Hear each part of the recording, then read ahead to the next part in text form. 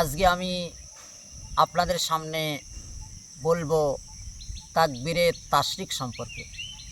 তাকবীরে তাশরিক কাকে বলে? তাকবীরে তাশরিক হচ্ছে এই আল্লাহু আকবার লা ইলাহা ইল্লাল্লাহ আল্লাহু আকবার ওয়ালিল্লাহিল হামদ। এই তাকবীরে তাশরিক কোন দিনগুলিতে পড়তে হয়? 9 জিলহজ ফজর থেকে নিয়ে 13 জিলহজ আসর পর্যন্ত প্রত্যেক ফরজ নামাজের পর এই তাকবীরে তাশরিক পড়া ওয়াজিব। এটা একটি আমল।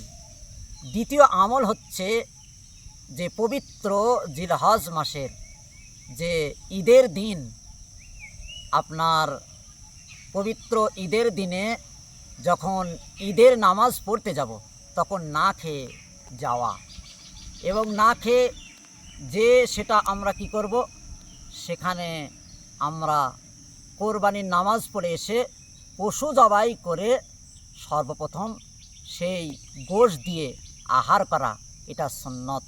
সেই জন্য আমরা বিশেষ করে এই দুইটি আমল বেশি বেশি করে আমরা পাবন্দি করব ইনশাআল্লাহ।